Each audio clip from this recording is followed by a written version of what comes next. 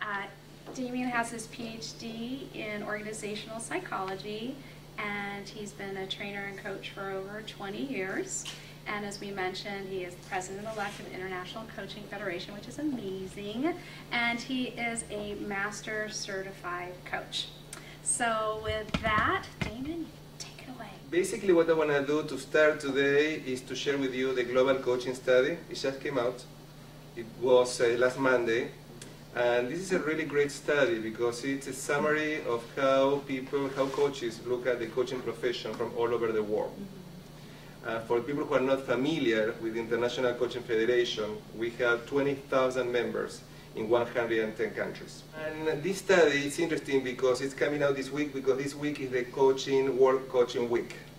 And this week there have been events all over the world with the goal of bringing awareness of the coaching profession. So I am glad that I can do that this week and share that with you, and that's the reason why the study came up this week, so people could share this information all over the world and see how that applies to people. And I know that some of you are coaches, some of you are not, some maybe are considering becoming coaches, but this information can be helpful to understand a little bit more about how the coaching profession as a profession is developing. And I'm going to spend only 10 minutes. I can be talking about that for hours, but I want to just talk about just a minute for you to get a sense of this information. If you're interested, you can go to the website. All of the information is going to be there. So briefly, the challenge with this study is to cover all the world, try to get, like last study was in 2007, and we have 6,000 people completing the survey, and this time we wanted to have more people. But we're pretty successful because we did it in 9 languages for 6 months, and we get the result of 12,000 people. Wow.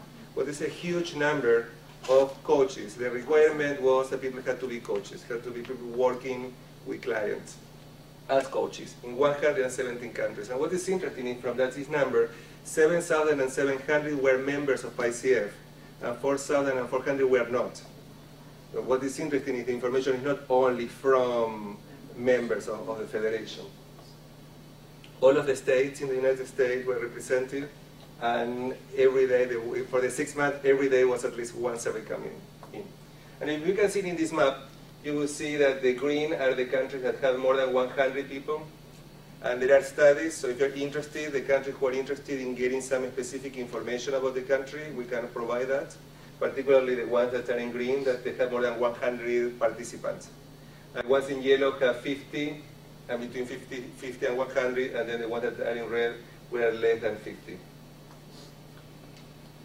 So the main findings. As you can see, the coaching profession is dominated by females, mainly. Like in the United States, you can see that it is 25% male and 75% female. Was not a surprise. In terms of education, as you can see here, most of the people, more than 59%, have completed a master's or a PhD.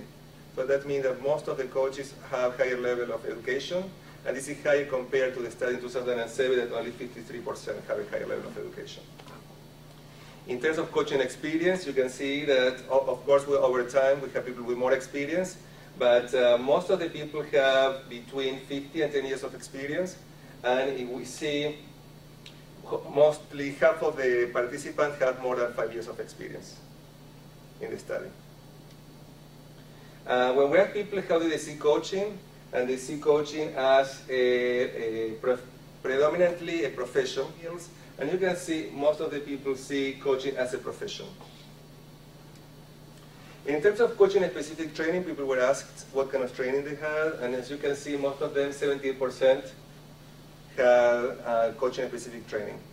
And this is important because one of the key challenges in the profession, one of the obstacles, is people who are calling themselves coaches without the training. So this is what we want as a profession, to be sure that people have the credentials, the training to be able to do an appropriate job. And how important is being credentialed? And as you can see here also, most of the people, 76%, consider that having a credential make a difference in terms of the importance in the market. We were having a conversation with Rachel today about that, how important it is to have a credential. And I work, and I'm going to be sharing with you some experiences working for the United Nations. And for example, in this case, people need to be credentialed to be able to work in any of these agencies. And I think in government, that is growing, and many times now governmental agencies are asking people to have credentials to be able to apply for positions as coaches. So this is the trend. Other main findings is that the total number of coaches that we think are in the world is around 50,000, 40,500 coaches based on the survey. So what is the average of a session? How much is people pay per session? Is 229. What again makes sense more in the United States, but maybe Latin America will be the number will be high. In terms of the number of clients, coaching, and number of sessions, it seems that they are all growing in terms of how the profession is working and developing. So you can see here that the number of clients, the number of coaching sessions, and the revenue have increased. But what have not increased has been the how much people are charging per hour. Make sense? So it would be nice if that also increase, but the truth is, the reality is, because of the economy in the world, that has not happened yet. So in terms of what is the outlook for the future, and here both ICF members and non-ICF member coaches have the same positive outlook about the next 12 months. So there is a positive outlook about the developing of the profession. And this is a good question, how the economic downturn bring coaches together. And a good answer here, you can see that increasing collaboration with other coaches has been a key strategy. So for the coaches who are here, maybe you want to look at opportunities to collaborate with other coaches to develop your practices, or to do activities together, to do presentations, programs, projects. So I think that's interesting information. In terms of the regulation of coaching is another issue. How people were asked if they think that the coaching profession should be regulated. And it's interesting that 53% consider that it's important that the coaching profession is regulated. And from the percentage who should regulate it, most of them, so 85%, consider professional coaching associations. Make Not sense? the government? Yeah. Big surprise. That wasn't the news. Yeah. And the regulation of coaching, it is answering the comment that you should make who think that. As you can see, Yes. here in North America, yes, 42% consider that yes, and particularly the one that they have the higher numbers. But here it's like dividing in the United States between no, yes, no, or unsure. But there are, like, for example, here, these numbers that are related to Asia are the lowest ones, because the development of the profession is behind.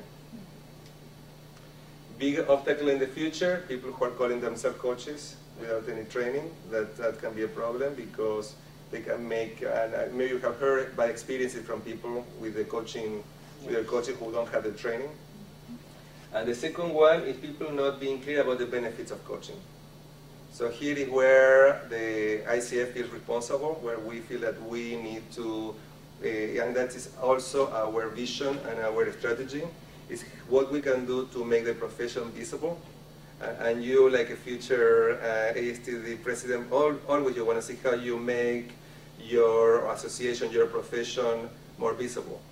And this is one of our goals. And so we're going to be working on that. And for example, this week, having these events all over the world is a way to make the profession and the coaching more visible, and for people to understand what are the benefits of coaching. What are the biggest opportunities for the future?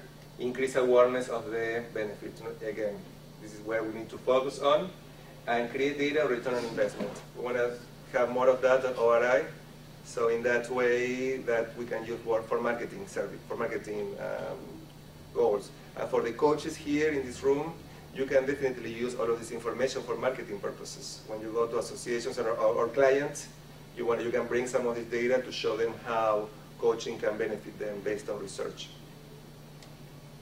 And finally, this is information. If you want to learn more about the coaching study, it's www.coachfederation.org, coaching study 2012, where you can get more details about this. So at least in 10 minutes, I was able to give you a bigger picture of the study. I think there is interesting information here.